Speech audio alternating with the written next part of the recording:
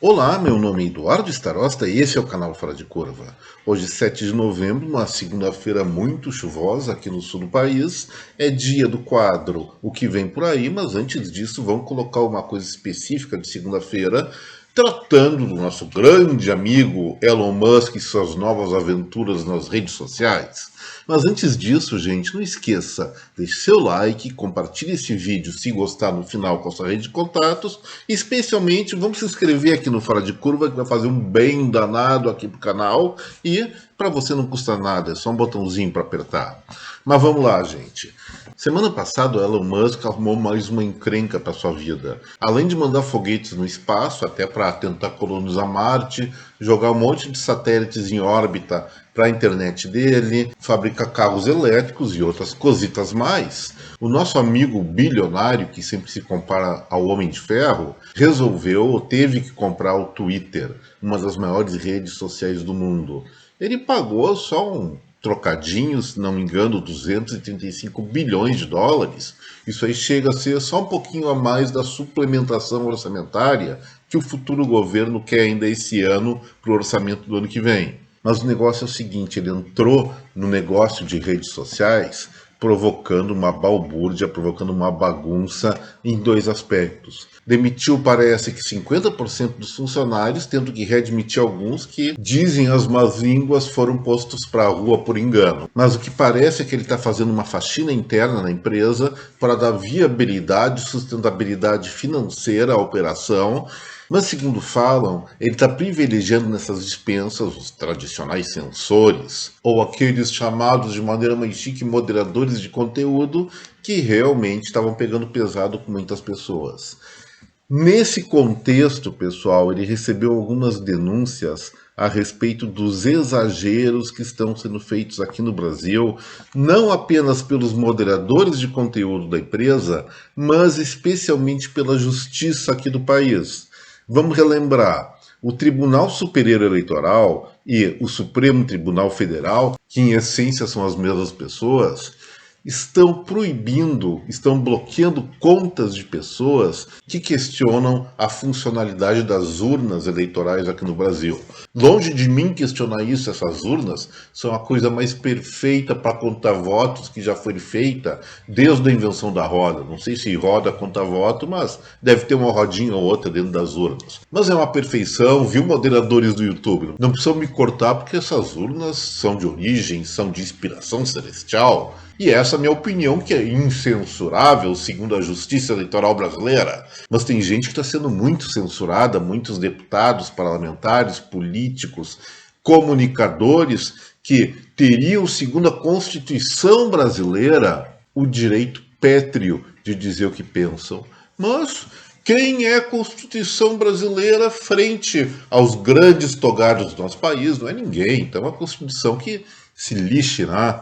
Mas o que está acontecendo? Não reconhecendo quem realmente manda nesse país, o tadinho do Elon Musk está sendo levado a questionar a autoridade do Poder Judiciário brasileiro em relação à censura.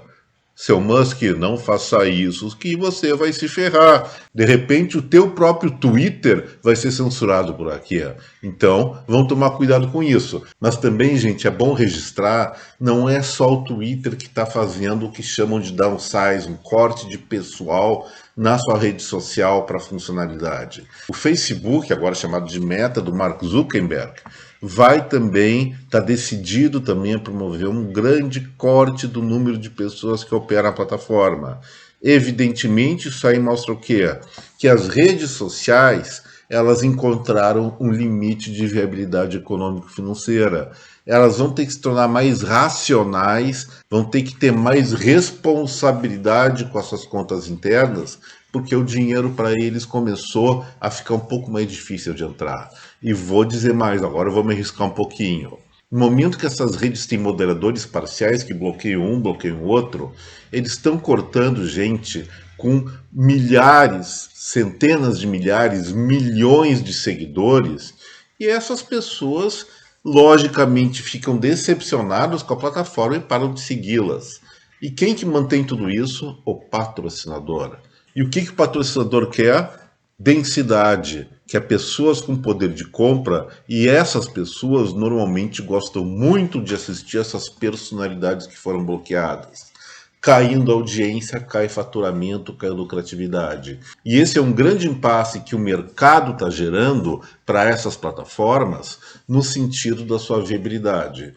Se for mantida essa censura parcial, seguramente a Meta, o Facebook, Twitter, até o próprio YouTube vão começar a passar por uma série de dificuldades. E isso beneficia quem? A imprensa tradicional. Será que não tem uma jogada ensaiada por aí? Bom, eu estou só supondo, não estou afirmando. E depois desse rápido pensamento, vamos ao nosso quadro que vem por aí. Amanhã, terça-feira, vai sair o Índice Geral de Preços, DI, Disponibilidade Interna, da Fundação Getúlio Vargas. Lembrando, os índices gerais de preços, eles medem três subindicadores, três subíndices, vamos falar assim. Preços por atacado, preços ao consumidor e construção civil.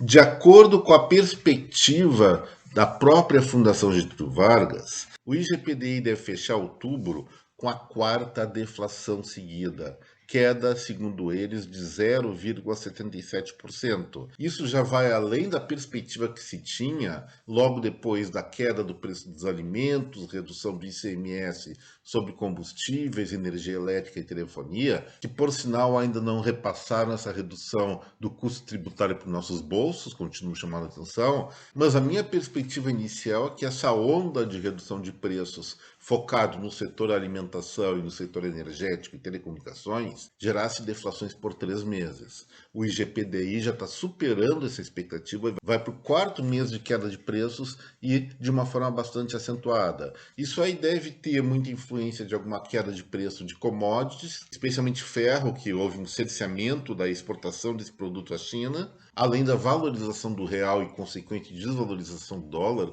ocorridos nos últimos dias do mês passado. Então, a previsão da Fundação Getúlio Vargas de redução da inflação do IGPDI em 0,77% em outubro me parece muito plausível, não tenho nada a mudar nessa expectativa. E na quarta-feira, o IBGE deve divulgar as vendas do comércio varejista brasileiro referentes ao mês de setembro. Vamos relembrar, faz meses que as vendas do comércio brasileiro estão em queda em relação ao mesmo mês do ano anterior. Em maio, a queda foi 0,72%, junho 3,01% de redução das vendas, julho já pulou para 6,9%, e quando eu disse, ferrou, a alta dos juros realmente comprometeu o desempenho do comércio varejista brasileiro em 2022, chegou o dado de agosto com uma queda bem mais modesta de 0,72%. E agora sobre setembro, o que nós podemos imaginar? Os analistas de plantão estão sim prevendo uma redução bastante modesta, mas a medida que eles fazem, como eu já falei, vai ser de setembro em relação a agosto. Eu faço de setembro em relação a setembro, que é muito mais consistente. E eu vou dizer o seguinte, gente, acredito que fique próximo do zero, com um fator positivo nessas vendas e outro negativo. O positivo são os bens de consumo não duráveis. A alimentação, combustíveis e outras coisas assim, porque o aumento do emprego fez com que a massa salarial brasileira, o total de salários ganhos do Brasil, aumentasse de forma bastante relevante nesses últimos meses, especialmente setembro. Isso faz com que essas pessoas que conseguiram seu empreguinho nesse momento voltem ao mercado consumidor querendo sanar algumas coisas que estavam faltando em casa, querendo botar mais gasolina, querendo botar mais etanol no seu tanque, consumir mais produtos e melhores produtos nos supermercados. Então, esse consumo de curto prazo deve crescer. Por outro lado, temos ainda aquela pedra no sapato da economia brasileira, que espero que o futuro governo resolva isso da forma mais rápida possível, chamado Selic a 13,75%. E em função dessa altíssima taxa básica de juros que acaba se multiplicando quando chega no consumidor, o consumo de bens duráveis vem caindo no Brasil. E um reparo nisso que eu falei, não é só em função do custo do crédito elevado, mas também porque, com uma Selic tão elevada, evidentemente passa a ser um bom negócio investir dinheiro, aplicar seu dinheirinho nos papéis, nos ativos financeiros, porque a remuneração é muito boa, como não era há tantos anos aqui no Brasil. Então, isso sim, reprime consumo de valores elevados, especialmente na aquisição de bens duráveis. Daí nós temos essa contraposição: produtos não duráveis deve crescer consumo e duráveis deve cair. O equilíbrio entre os dois é que vai dar o resultado final das vendas do comércio varejista brasileiro agora em setembro. Acredito que fique perto do zero. Não me surpreenderia se subisse um pouquinho e também não seria de todo surpresa se o indicador caísse. Depende da composição dos gastos da família. Eu vou dar mais ou menos um chute, eu não tenho precisão nessa previsão, de uma queda muito pequenininha, ainda inferior a 1%. Já na quinta-feira, pessoal, vai ser o dia do IBGE divulgar o índice de preços ao consumidor amplo, ou seja, a inflação oficial do Brasil. E aí eu vou discordar frontalmente dos analistas de plantão. Como eu venho enfatizando nas últimas semanas, os índices de preços por atacado realmente vêm registrando a continuidade de um processo de deflação. O IPCA 15 de outubro, ou seja, que mede os preços entre 15 de setembro e 15 de outubro, teve uma pequena alta de 0,16%, que está dentro do quadro esperado. E aí eu via, bom, se os preços por atacado estão caindo, deve gerar uma pressão de deflação para o final do mês. Mas olha só o que os analistas de plantão estão prevendo para o fechamento de outubro. Uma inflação de 0,47%, quase 0,5%. Isso é muito. Se isso realmente acontecer, vai significar que o Brasil tem problemas inflacionários muito sérios ainda, e eu acho que não tem. Eu vou dizer o seguinte, gente, espero não estar errado, não em função dos meus sentimentos cívicos, mas só para me tripudiar na quinta-feira quando sair esse indicador e debochar dos analistas de plantão. Mas eu acredito que se houver inflação, ela vai ser muito baixa, vai ser inferior a 0,2%, podendo até haver deflação. O que eu chamo a atenção, sim, é que a partir de novembro isso certamente vai mudar. Nós temos notáveis pressões nas últimas semanas, especialmente em relação à alta dos preços dos combustíveis, mas tem uma outra coisa aí nessa sopa, gente. O preço do petróleo Brent no mercado internacional voltou a registrar uma tendência de alta. Agora, às 4 da tarde dessa segunda-feira, dia 7 de novembro, a cotação está em 97 dólares e 86 cents, ou seja, quase batendo nos 100 dólares o barril de novo.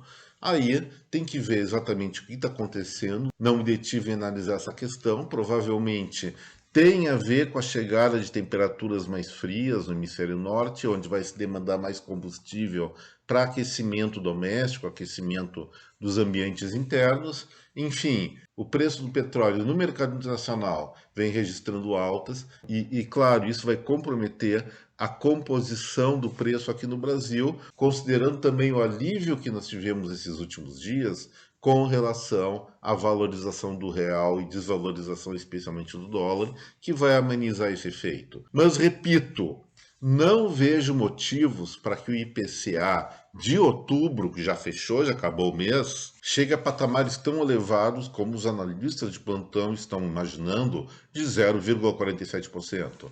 E finalmente, na sexta-feira, vai sair o desempenho do setor de serviços do Brasil. Lembrando que serviços é a área da economia brasileira que gera mais PIB, como acontece também nos outros países industrializados, mais desenvolvidos. E o que vem acontecendo? Nos últimos meses, o setor vem crescendo de forma bastante elevada. Em junho, teve uma alta de 6,4%, em julho, 6,26%, em agosto, deu um salto, rompendo uma tendência de desaceleração, e foi a 8,4%. Olha, pessoal, eu vejo que serviços ainda vem bombando na nossa economia e deve ser o principal fator para determinar um crescimento, como eu venho falando, acima de 3% nesse ano de 2022. Minha opinião, uma alta em setembro em torno de 7%, e assim eu encerro o quadro que vem por aí, também finalizando fora de curva de hoje,